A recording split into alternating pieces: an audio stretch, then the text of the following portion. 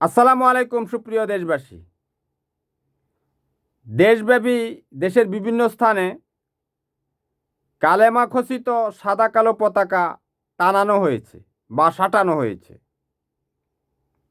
এখন এ নিয়ে রাষ্ট্র এবং সমাজে বিভিন্ন রকমের মিশ্র প্রতিক্রিয়া দেখা দিচ্ছে। কেউ বলছে ইসলামাইজেশন, আল্লাহর অস্তিত্বের জানান দেওয়া, যুব সমাজ এবং মানুষকে আল্লাহর প্রতি আকৃষ্ট করা। আবার বিপরীতমুখী যারা, এদেরকে কি বলবো, অবিশ্বাসী অর্থাৎ বিধর্মী, যেভাবে বলি, যারা আল্লাহর অস্তিত্ব স্বীকার করে না, তারা এটাকে মৌলবাদ, জঙ্গিবাদ এগুলো ট্যাগ দিচ্ছে। তো কিছু মাথামোটা দেখলাম একটা যুক্তি দাঁড় করিয়েছে যে এদেশের যুব সমাজ তারা ব্রাজিল আর্জেন্টিনার পতাকা উড়াচ্ছে। তো এদেশের ধর্মপ্রাণ মানুষের একটা দায়িত্ব রয়েছে, তারা কালেমার পতাকা উড়াবে, সেজন্য তারা কালেমার পতাকা উড়াচ্ছে। দেখেন যুক্তি, মাথাটার মধ্যে কি আছে দেখেন, মানে মাথাটা কত মোটা।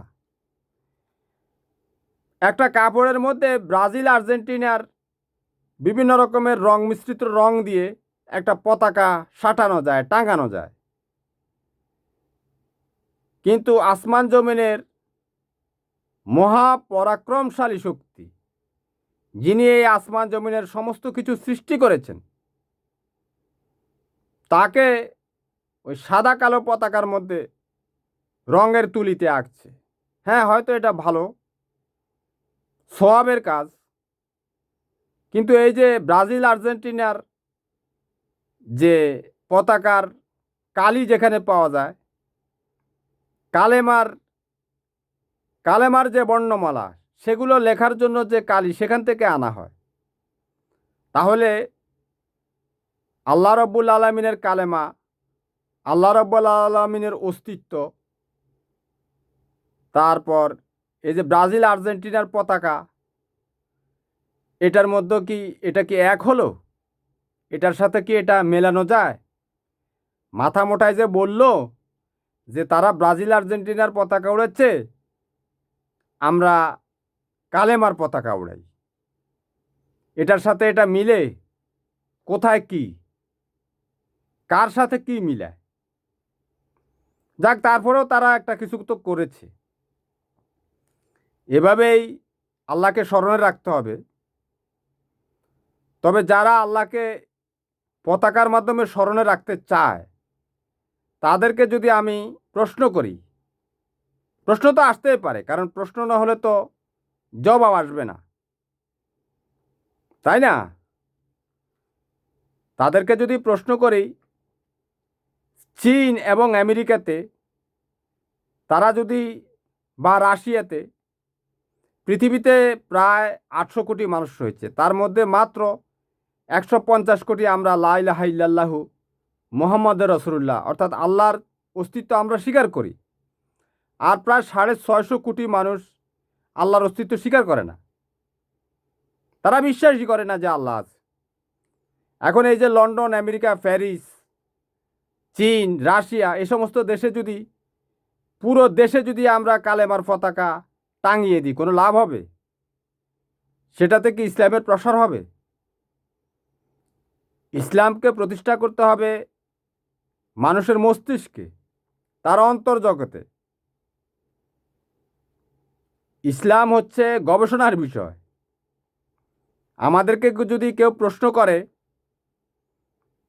যে আল্লাহ কোথায়, আল্লাহকে দেখাও, আল্লাহ সম্বন্ধে কিছু বলো, আল্লাহর অস্তিত্ব সম্বন্ধে কিছু বলো, আল্লাহ কেমন, কি করে, কি খায়, এ ধরনের প্রশ্ন নাস্তিকরা করে, বুঝতে পেরেছেন?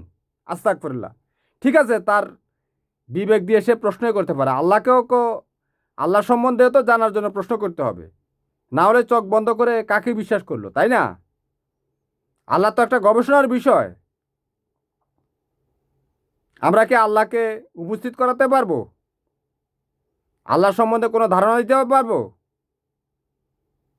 আল্লাহর অস্তিত্ব সম্বন্ধে কিছু ব্যাখ্যা করতে পারবো? সেই যোগ্যতা আমাদের আছে? আমরা কি আল্লাহকে নিয়ে কোনো গবেষণা করেছি? আল্লাহ দেখতে কেমন? আল্লাহর কি মাথায় চুল আছে? আল্লাহর কি মাথা আছে? আল্লাহ কি খায়, ঘুমায়? এগুলো দেখবেন নাস্তিকরা প্রশ্ন করে, তো জবাব দিতে পারে না। আমাকে প্রশ্ন করলে আমি নিজেও জবাব দিতে পারবো না, তাই না? এটা তো অসম্ভব। কারণ আমরা হচ্ছে অন্ধ। পৃথিবীতে একমাত্র মুসলমানরা হচ্ছে অন্ধ জাতি, যারা কিছু না দেখেই, কিছু না ভেবেই আল্লাহ রাব্বুল আলামিনের অস্তিত্ব আমরা স্বীকার করেছি। কথা বুঝতে পেরেছেন? এটা আল্লাহর একটা রহমত যে আমাদের পিতামাতা মুসলমান। কথা বুঝতে পেরেছেন? তো আল্লাহর অস্তিত্ব প্রমাণের জন্য গবেষণা করতে হবে, অবশ্যই গবেষণা করতে হবে। চোখ বন্ধ করে আল্লাহকে বিশ্বাস করা যায়, কিন্তু আল্লাহর অস্তিত্ব তো প্রমাণ করতে হবে। আমরা আল্লাহর অস্তিত্ব প্রমাণ করতে পারতেছি না। এ কারণে পৃথিবীর প্রায় ৮০০ কোটি মানুষের মধ্যে ৬৫০ কোটি মানুষ বিধর্মী। তারা ইসলামকে পছন্দ করে না। তারা সাদা কালো পতাকা দেখলে তারা আতঙ্কিত হয়ে যায়। বুঝতে পেরেছেন? তো আল্লাহর তো ৯৯টা নাম রয়েছে। একটা নাম হচ্ছে ইয়ানুর। নূর শব্দটার অর্থ হচ্ছে আলো। নূর হচ্ছে আরবি শব্দ, বাংলা হচ্ছে আলো। তাহলে বোঝা যাচ্ছে যে আল্লাহ দেখতে আলোর মতো। তার আমাদের মতো হাত পা নেই। আমাদের মতো হাত পা থাকলে তো ওই হাঁটতো, মুখ থাকলে তো খেত। ঠিক আছে? আর আমাদের মতো দেখতে হলে তো আবার খাওয়া দাওয়ার শেষে কিন্তু বাথরুমে যেতে হবে, তাই না? তো আল্লাহ রব্বুল আলমিনের খাওয়া দাওয়ার দরকার নেই। তো আমরা জানি যে আল্লাহ রব্বুল আলমিনের ৯৯ নামের একটা হচ্ছে নূর, আলো। এখন এই আলোর অস্তিত্বটাও তো আমরা ঠিকমতো ব্যাখ্যা করতে পারি না। আল্লাহ যে একটা আলোক রশ্মি, একটা তেজস্ক্রিয়তা, প্রত্যেকটা আলোর কিন্তু একটা তেজ রয়েছে। সূর্যের আলোর একটা তেজ আছে না? সূর্য কি আমাদেরকে আগুন মারে? আলো না মারে। সে আলো তেজস্ক্রিয়। এখন আল্লাহ কেমন সেটা তো আমাদের চোখ বন্ধ হলে আমরা দেখতে পারবো, আল্লাহ যদি কপালে রাখে। আর যদি ধাক্কা দিয়ে নরকে পাঠায় তাহলে তো খবর আছে, তাহলে কাম শেষ। যাক, আল্লাহ আমাদেরকে রহম করুক, হেফাজত করুক। তবে এই আলো নিয়ে কিন্তু ওই যারা ধর্ম বিশ্বাস করে না, আল্লাহকে বিশ্বাস করে না, তারা গবেষণা করে। মার্কিন নাসার বিজ্ঞানীরা মাঝে মাঝে তথ্য দেয় যে তারা মহাশূন্যে এমন কিছু আলো খুঁজে পেয়েছে যেটা বিলিয়ন বিলিয়ন কিলোমিটার গতিতে ধেয়ে আসছে বা স্থান ত্যাগ করছে, যেটা মানুষের দ্বারা কল্পনাও করা যাবে না। মানুষের কাছে সেই প্রযুক্তি এখনো আসে নাই যে এই আলোকে রেকর্ড করবে। তাহলে বিলিয়ন বিলিয়ন কিলোমিটার গতিতে যদি কোনো আলো ছুটে যায়, সে আলোর সামনে যেটা পড়বে, গ্রহ নক্ষত্র পড়লে ওটা তো ছিঁড়ে যাবে। তাহলে এই শক্তিমত্তাটা কার রয়েছে? আমরা ৭০ কিলোমিটার গাড়ির পাল্লায় যদি কেউ পড়ে, তার মাথা মুন্ডু হাত পা সব একাকার হয়ে যায়। এখন যেই আলোটা মহাশূন্যে বিলিয়ন বিলিয়ন কিলোমিটার গতিতে ছুটে চলছে, সেটার সামনে গ্রহ নক্ষত্র পড়লে তো একেবারে কেল্লাফতে। তাহলে আল্লাহর অস্তিত্ব তো কিছু ধারণা করা যায়। তো আমাদের যে মহাজ্ঞানী মহাবিজ্ঞানীরা যারা পতাকা উড়াচ্ছে, তো পতাকা দিয়ে কি আল্লাহর অস্তিত্বের ব্যাখ্যা দেওয়া যাবে? আল্লাহর অস্তিত্বের ব্যাখ্যা দিতে হলে মস্তিষ্কের মধ্যে গবেষণা করতে হবে। ঠিক আছে? তবে ওই আমরা তো খালি যা হোক, এখন কি বলবো? তো এটাকে অনেকে কালেমা খচিত, যাই হোক, তারা বুঝে হোক না বুঝে হোক, না বুঝে হলেও তারা আল্লাহর জন্য একটা কিছু করেছে, আল্লাহর পতাকা তো তারা টানিয়েছে। তো এই সময় আল্লাহর পতাকা কেন, কালেমার পতাকা কেন টানানো হচ্ছে? তাদেরকে একটু প্রশ্ন করেন। আবার তাদেরকে নাকি কিছু কিছু মিডিয়ায় প্রশ্ন করেছে, তারা আবার অস্বীকার করতেছে যে তারা টানায়নি। ক্যামেরায় দেখা যাচ্ছে তারা টানাচ্ছে, নেমে যাওয়ার পর যখন জিজ্ঞাসা করছে তখন বলছে যে তারা টানাচ্ছে না। মানে আল্লাহর পতাকা টানিয়ে আবার স্বীকারও করে না। সমস্যা হচ্ছে এখানেই, বুঝতে পেরেছেন? যাই হোক, তারা অবুঝ। অবুঝ হলো আল্লাহ সম্বন্ধে তাদের একটা ভালোবাসা আছে, আন্তরিকতা আছে, সেটার জন্য তারা করছে। কিন্তু সময়টা কিন্তু ব্যাগতিক। সময়টা যে ভালো না, এ মাথা মোটারা সেটা জানে না। হঠাৎ করে আপনারা দেখেছেন যে মধ্যপ্রাচ্যের দখলদারি দেশ ইসরায়েল, তারা বাংলাদেশকে বলছে বাংলাদেশ নাকি হামাস হয়ে যাবে। বুঝতে পেরেছেন? কিছু আপনাদের মাথা ধরছে? এই ইসরায়েল কিন্তু হামাস যেখানে পাবে সেখানে কিন্তু হামলা চালিয়ে দিবে। এখন এই যে আমাদের মাথা মোটা এরা পতাকা পতাকা টানায়, পতাকা টতাকা থুয়ে দিবে দৌড়। সেই 1948 সাল থেকে ইসরায়েলের জ্বালায় ফিলিস্তিনের মুসলমানরা শেষ। কত ধর্মপ্রাণ ফিলিস্তিনি মুসলমানরা। আমাদের প্রথম কিবলা মসজিদুল আল আকসা। আমরা এখন কাবা শরীফের দিকে ফিরে নামাজ পড়ি। আগে তো মসজিদুল আল আকসার দিকে ফিরে মানুষ নামাজ পড়ত। সেই প্রথম কিবলা, আমার ভুল হলে ক্ষমা সুন্দর দৃষ্টিতে দেখবেন, যে মসজিদুল আল আকসা হচ্ছে মুসলমানদের প্রথম কিবলা। সেখানে ফিলিস্তিনিরা জীবনের ঝুঁকি নিয়ে নামাজ পড়ে, আল্লাহর ইবাদত করে। বুঝতে পেরেছেন? তাদের অস্তিত্ব বিপন্ন হয়ে গেছে। ওইখানে ঢুকতেও দেয় না ইসরায়েলিরা। আবার ইসরায়েল বলে ফেলেছি, ওরা তো এবার ভিডিওতে দিবে স্ট্রাইক। ওদের নাম বললে আর ওর ভিডিও চলে না, একটা লোকের কাছেও আর রিকমেন্ডেবল করে না। বুঝতে পেরেছেন? আমি দেখি তো, অ্যানালিটিক্সে গিয়ে দেখি ওই ভিডিও ফ্রিজ হয়ে থাকে। যাক, বলে ফেলেছি, এবার অরিজিনাল নাম বলি। তো ইসরায়েলিরা মসজিদুল আল আকসায় মুসলমানদেরকে ঢুকতে দেয় না। পৃথিবীর সবচেয়ে ধর্মপ্রাণ মুসলমান হচ্ছে ফিলিস্তিনিরা।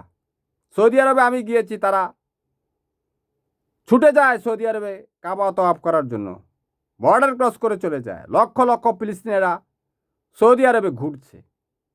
বুঝতে পেরেছেন?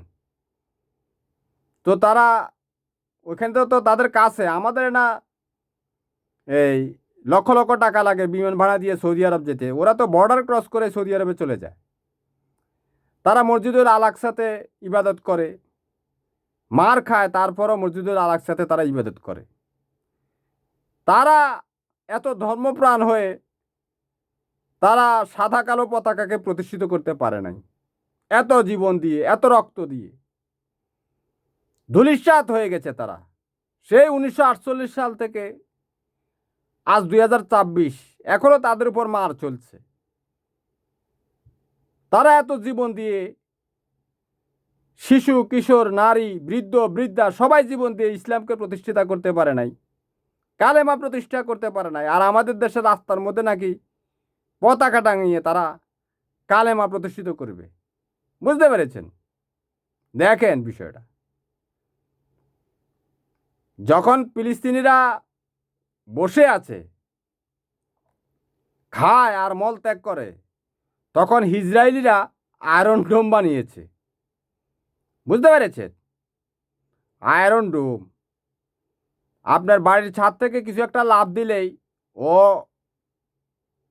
আইডেন্টিফাই করে, ওটাকে রিসার্চ করে, গবেষণা করে জিনিসটা কি, ওটার মধ্যে কোনো গোলা বারুদ আছে কি না। ওটার মধ্যে যদি সামান্য ম্যাচের বারুদও দিয়ে দেন, ওইটাকে সে ট্র্যাক করবে, ওইটার উপর সে ক্ষেপণাস্ত্র মারবে। বুঝতে পেরেছেন? এটা হচ্ছে ইসরায়েল। মানুষ মানুষের কথা শুনে না, যন্ত্র মানুষের কথা শুনে। আয়রন ডোম মাথা দিয়ে বানিয়েছে ইসরায়েলিরা, বুঝতে পেরেছেন? মাথা,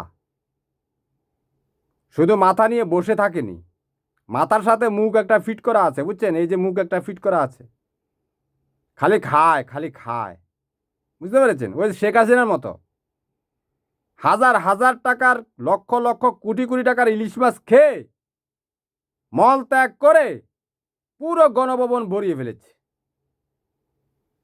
বুঝতে পেরেছেন? গণভবনের মাটি ওটা ইকোলাই ভাইরাস ছাড়া কিছু নাই। গণভবনের সুয়ারেজের লাইনের সাথে ঢাকা শহরের যে সুয়ারেজের লাইনের মিল হয়েছে, এটাই বাংলাদেশের মানুষের জন্য সবচেয়ে বড় অভিশাপ। বাংলাদেশের মানুষকে রোগে শোকে ছাড়ে না এটার কারণেই। কারণ পৃথিবীর সবচেয়ে নিকৃষ্ট যে ব্যক্তি, যে হাসিনা, তার মলের সাথে এদেশের মানুষের মলের সাথে কন্টাক্ট হয়ে গেছে, বুঝতে পেরেছে? এর তো অভিশপ্ত একটা নারী, নোংরা।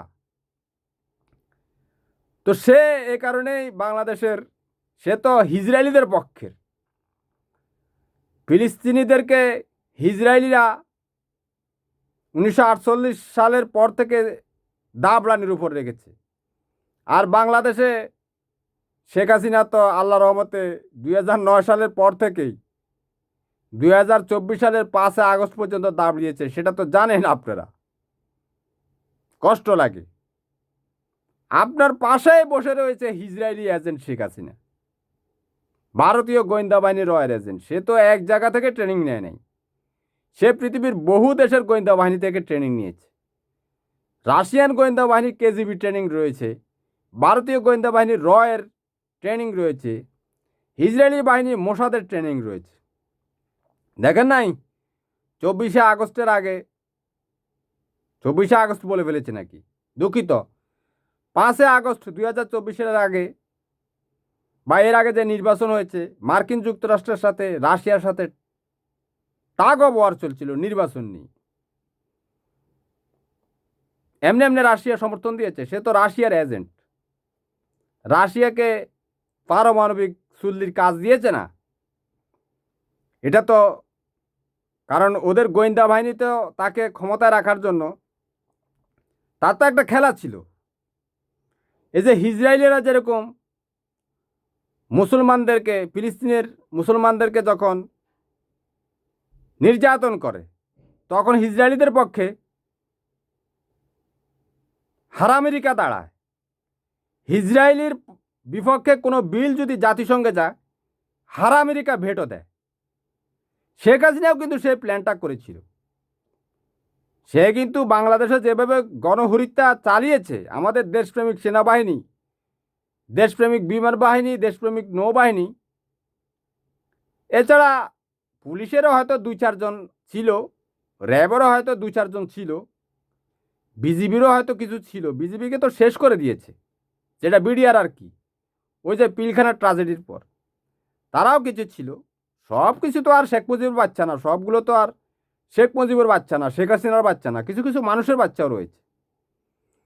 তো সে তো দেশের উপরে একটা যুদ্ধ চাপিয়ে দিয়েছে। তার প্ল্যান ছিল আর কি, যদি ইরাক বা সিরিয়া এই বা ইয়েমেন এদের মতো যদি দেশে যুদ্ধ লেগে যায়, যুদ্ধ তো লাগবে, সে তো যুদ্ধ করেছে। এখন আমাদের দেশপ্রেমিক সেনাবাহিনী, বিমান বাহিনী, নৌবাহিনীর পূর্ণাঙ্গ সমর্থন না পাওয়াতে সে তো দৌড়ে পালিয়েছে, কথা বুঝতে পেরেছেন? আর মানুষ তো কোটি কোটি মানুষ তাকে দৌড় এনে দিয়েছে, দাবড় এনে দিয়েছে না, এ কারণে সে ভাগিয়েছে। তো সে তো প্ল্যান করেছিল, যদি যুদ্ধটা যদি দীর্ঘস্থায়ী হয়, তাহলে তার তো একটা পরাশক্তি লাগবে তার পক্ষে ভেটো দেওয়ার জন্য। এই জন্য রাশিয়াকে সে পারমাণবিক চুল্লির কাজ দিয়েছে, বুঝতে পেরেছেন? অর্থাৎ বাংলাদেশ নিয়ে যদি, ভারত তো তার পক্ষে ছিল, ভারত তো প্ল্যান ছিল যে হিন্দুত্ববাদী আওয়ামী লীগারদেরকে দিয়ে এদেশে যদি গৃহযুদ্ধ লেগে যায়, সে তো বর্ডারের পাশে আছে, সে আওয়ামী লীগের পক্ষে নিবে, তার বাহিনী আওয়ামী লীগের পক্ষে লড়াই করবে, ভারতীয় গোয়েন্দা বাহিনী, ভারতীয় সেনাবাহিনী তারা লড়াই করবে। কিন্তু হঠাৎ করে যে 5 কোটি মানুষ ঢাকা শহরে নেমে যাবে, শেখ হাসিনার তো সেটা জানা ছিল না। সে তো হিসাব করছে যে হেফাজতের 50 লাখকে সে রাত্রে সাইজ করে ফেলেছে, 50-60 লাখ মানুষকে সাইজ করে ফেলেছে। 50-60 লাখ লোককে হত্যা করার মতো তার ক্যাপাসিটি ছিল, কিন্তু 4-5 কোটি মানুষকে হত্যা করার বুলেট তো নাই। সে তো 50 লাখ বুলেট রেডি করেছিল। তো তার বুলেট লিক কিন্তু পালিয়ে গেছে, ওই যে পুলিশ লিক যেটা ছিল আর কি। এরা বেশিরভাগই আওয়ামী পরিবারের সদস্য। যাক, সেটা অন্য কথা। তো ফিলিস্তিনের কথায় আসি। তো ফিলিস্তিনিরা পারলো না, জীবন দিয়ে, রক্ত দিয়ে তাদের অস্তিত্ব রক্ষা করতে পারলো না। ফিলিস্তিনের 80% ভবন গুঁড়িয়ে দিয়েছে এই গত 1.5-2 বছরের ভিতরে। আল্লাহ আল্লাহ করে চিৎকার করছে, আকাশ পাতাল ভারী হয়ে গেছে ফিলিস্তিনের। আল্লাহ এখনো সাহায্য পাঠায়নি, বুঝতে পেরেছেন? অপেক্ষা করতে হবে। বিশ্বের পরাশক্তি ইসরায়েল, সে আয়রন ডোম বানিয়েছে, সে পারমাণবিক বানিয়েছে। আর ফিলিস্তিনিরা কি বানিয়েছে? পতাকা নিয়ে বসে থাকলে লাভ হবে না, পতাকা উড়িয়ে কোনো লাভ হবে না। ড্রোন বানান, ড্রোন ড্রোন বানান। ওই সেট করেন না, কিছু কিছু সেট করেন। পানির কল একটা কিনেন কমসে কম, নাহলে পানির ট্যাপ একটা কিনেন। পানি মারেন না, পানি মারিয়ে কোনো কিছু আকাশের মধ্যে বেলুন টেলুন ফুটো করতে পারেন কিনা সেটা দেখেন না, তাই না? আল্লাহ তো মস্তিষ্ক একটা দিয়েছে, এ মস্তিষ্ক দিয়ে নাহলে কীভাবে? ওই যে ভারত রেডি আছে, শেখ হাসিনা বলতেছে আসবে, আপনার পতাকা ছুটিয়ে ফেলবে।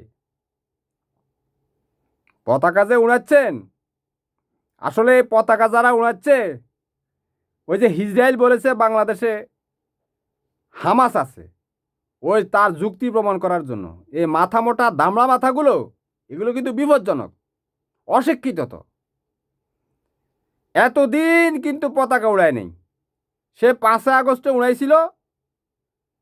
ওই 5 আগস্ট ও ভারতীয় মিডিয়া যখন এই তালেবান, আফগান জঙ্গি, আইএস পতাকা এগুলো বলতো, তখন এরা ওই পতাকাগুলো উঠাতো। এতদিন বন্ধ ছিল। এই যখন ইসরায়েলিরা বলছে যে বাংলাদেশে হামাস আছে, তখন আবার পতাকা উড়ানো শুরু করছে, বুঝতে পেরেছেন? এগুলোর সাথে আমার মনে হয় এই ইসরায়েলি গোয়েন্দা বাহিনীর কোনো যোগাযোগ আছে। এদেরকে ধরতে হবে, এদেরকে ধরে জিজ্ঞাসাবাদ করতে হবে, এদের উদ্দেশ্য কি। এতদিন ঘাপটি মেরে রইল, যখনই ইসরায়েল বলছে বাংলাদেশে হামাসের ঘাঁটি আছে, তখন এরা পতাকা নিয়ে বেরিয়েছে। জিনিসটা আপনারা একটু ভেবে দেখেন, বুঝতে পেরেছেন? এদেরকে আমাদের রাষ্ট্রীয়ভাবে, এরা নিষ্পাপ হলো মনে করেন, তারা মনের মধ্যে কিছু না থাকুক, কিন্তু তারপরও ওই যে ইসরায়েল যখন হামাসের কথা বলেছে, তখন কিন্তু পতাকা নিয়ে বেরিয়েছে। এটার সাথে এটার সামঞ্জস্যতা দেখা যাচ্ছে। আমাদের রাষ্ট্রীয় বাহিনীর উচিত এটা গভীরভাবে মনোযোগ দেওয়া, এদেরকে আইডেন্টিফাই করা, এরা কোন দিক দিয়ে কোন দিকে যায়, বুঝতে পেরেছেন? এদেরকে কিন্তু ছাড়া যাবে না। এরা আমাদের এই দেশের অস্তিত্বের জন্য একটা সংকট, ঠিক আছে? আল্লাহকে বিশ্বাস করবে, আল্লাহকে ভালোবাসবে। আমরা তো আল্লাহকে বিশ্বাস করি, আমরা তো আল্লাহকে ভালোবাসি। লা ইলাহা ইল্লাল্লাহু মুহাম্মাদুর রাসূলুল্লাহ। আমরা তো আন্দোলনে নেমেছি, আন্দোলন করি নাই? এদেশের প্রয়োজনীয়তা আমরাই তো আন্দোলন করব। সেই 5 মে 2013 সালে আমাদের হেফাজতে ইসলামের ভাইয়েরা 50-60 লক্ষ মানুষ এসে জীবন দিয়ে গেছে। লাভ কি হয়েছে? লাভ হয়নি তো। শেখ হাসিনার কাছে বুলেট ছিল।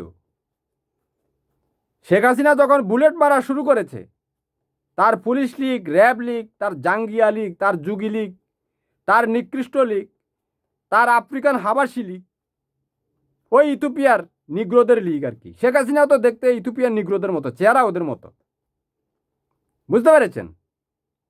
যাক, সেদিকে না যাই, তাহলে বুলেট কিন্তু সেদিন 60 লক্ষ মানুষকে স্তব্ধ করে দিয়েছে।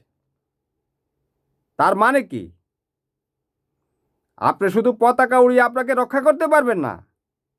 আপনাকে যে আল্লাহ মস্তিষ্কটা দিয়েছে, জটিল একটা বিষয়। বুঝতে পেরেছেন? এত সহজ না। আল্লাহর সবচেয়ে প্রিয় বান্দা ফিলিস্তিনের মুসলমানেরা, সেখানে কিন্তু শেষ হবে। ঘটনার শেষ কিন্তু সেখানে হবে। শেষ জামানার শেষ খেলাটা ইহুদিদের সাথে হবে। আর সেই ইসরায়েলিরা এখন বলতেছে বাংলাদেশে হামাস আছে, হামাসের ঘাঁটি আছে। ভারতীয় মিডিয়াও বলতেছে বাংলাদেশে হামাসের ঘাঁটি আছে। ইসরায়েলের রাষ্ট্রদূত বলে দিয়েছে। এটা তো বানানো কথা না, সারা বিশ্বে এটা তারা এটাকে ব্র্যান্ডিং করছে আর কি। আর এরা পতাকা উড়াচ্ছে। মাথা মোটারা পতাকা রেখে ড্রোন উড়াও, ড্রোন। আমার তো বয়স শেষ হয়ে গেছে, তারপরেও দেখি আল্লাহ যদি রহম করে। আল্লাহর কাছে তো চাইতেছি বাংলাদেশের মানুষের জন্য, ইসলামের জন্য একটা ড্রোন টোন আবিষ্কার করতে পারে কিনা। কথা আবিষ্কার করেই তো শেষ করতে পারতেছি না। শেখ হাসিনা প্রত্যেক দিন আসে, ও তো পীড়া দিতেছে। ও আসা মানে ইসরায়েল আসা, ও আসা মানে ইন্ডিয়া আসা। এখন শেখ হাসিনাকে, ইন্ডিয়াকে, ইসরায়েলকে প্রতিরোধ করতে করতে তো বয়ান তৈরি করতে করতে তো সময় শেষ হয়ে যায়। ড্রোন নিয়ে চিন্তা করার সময়টা কোথায়? শেখ হাসিনা হচ্ছে ইসরায়েলি ড্রোন, মোসাদের ড্রোন। সে হচ্ছে ভারতীয় গোয়েন্দা বাহিনী রয়ের ড্রোন। সে হচ্ছে রাশিয়ান গোয়েন্দা বাহিনী কেজিবি ড্রোন। সে হচ্ছে হিন্দুত্ববাদীদের ড্রোন। এই ড্রোনই তো সব শেষ করে দিতেছে। আপনি ভালো কিছু চিন্তা করবেন কখন? ও তো আপনার ঘুমাতেই দিবে না। ও নিরাপদ দূরত্বে বসে বসে এখন হুমকি দিতেছে। তো ওকে ওকে ধরার জন্য, ওকে আইডেন্টিফাই করার জন্য ড্রোন টোন কিছু বানান। ড্রোন পতাকা পাহারা দিবে। ড্রোন ড্রোন আকাশে উড়ান, এরপর পতাকা লাগাবেন। ওই পতাকার মধ্যে কেউ হাত দিতেছে কিনা ওই ড্রোনের ক্যামেরা ওটা পর্যবেক্ষণ করবে। আপনাকে দেখতে হবে না, আর আল্লাহ তো দেখবেই। আল্লাহর মাথাটা দিয়ে কিছু একটা তৈরি করেন। ইসরায়েলিদের অত্যাচারে ফিলিস্তিনিদের আল্লাহু আকবার ধ্বনিতে আকাশ বাতাস সব শেষ। কোনো রকমে কোনো সুরাহা হচ্ছে না। ওই যে ঘুমিয়েছিল ফিলিস্তিনিরা, মুসলমানেরা যখন ঘুমিয়েছিল তখন ইসরায়েলিরা ড্রোন নিয়ে গবেষণা করতেছে, পারমাণবিক নিয়ে গবেষণা করতেছে, ট্যাঙ্ক, কামান, সাবমেরিন এগুলো নিয়ে গবেষণা করতেছিল। 1948 সাল থেকে 2026 কত 52 আর 26, 52 আর 20-72, 78 বছরের ভিতরে বিশ্বের পরাশক্তি হয়ে গেছে। বুঝছেন? আয়রন ডোম বানিয়ে ফেলেছে, পৃথিবীর সর্বাধুনিক প্রযুক্তি জালের মতো বিস্তার করেছে। আয়রন ডোম ফাঁকি দিয়ে একটা কতগুলা মুসলিম দেশের ভিতরে সে বসে আছে। 1967 যুদ্ধে মিশর, সিরিয়া, লেবানন, জর্ডানের বহু অংশ সে দখল করে ফেলেছে। পুরো মিডল ইস্টের মুসলমানরা তার সাথে যুদ্ধে পরাজিত হয়েছে। বুঝতে পেরেছেন? ইসরায়েলিরা কোনো পতাকা উড়ায়নি, তারা মাথা দিয়ে ওই ড্রোন উড়িয়ে দিয়েছে, আয়রন ডোম উড়িয়ে দিয়েছে। চেষ্টা করেন জাতির জন্য, মানবতার জন্য কিছু করার চেষ্টা করেন। পতাকা উড়ানোর অনেক সময় পাইবেন। আল্লাহ আপনাকে পতাকা উড়ানোর জন্য বলে নাই। হ্যাঁ, পতাকা উড়াবেন, উড়াবেন না কেন? পতাকা উড়ান। পতাকা তো পাহারা দিতে হবে, পতাকা তো আবার অনেকে নিয়ে যায়। আয়রন ডোম বানান, ড্রোন বানান, ওটার ক্যামেরা পর্যবেক্ষণ করবে পতাকা। আপনার কিছু করতে হবে না। যাক, চিন্তাশীল মানুষের জন্য কিছু ধারণা দিয়ে দিলাম। আল্লাহ আমাদেরকে হেফাজত করুক, রহম করুক। আমাদের মাথা মোটা, আমারও নিজেরও মাথা মোটা, বুদ্ধি নাই। জাতির জন্য, দেশের জন্য কিছু করতে পারলাম না, না একটা ট্যাঙ্ক বানাতে পারলাম, না একটা কামান বানাতে পারলাম, না একটা ড্রোন বানাতে পারলাম। যেটা 15 বছর ধরে গবেষণা করেছি সেটাও ইমপ্লিমেন্ট করতে পারলাম না। যাক, আল্লাহ ভরসা। আল্লাহ আপনাদেরকে ভালো রাখুক, রহম করুক। ততক্ষণ পর্যন্ত ভালো থাকেন। আল্লাহ হাফেজ। আর ভুলভ্রান্তি কিছু হলে অবশ্যই ক্ষমা সুন্দর দৃষ্টিতে দেখবেন।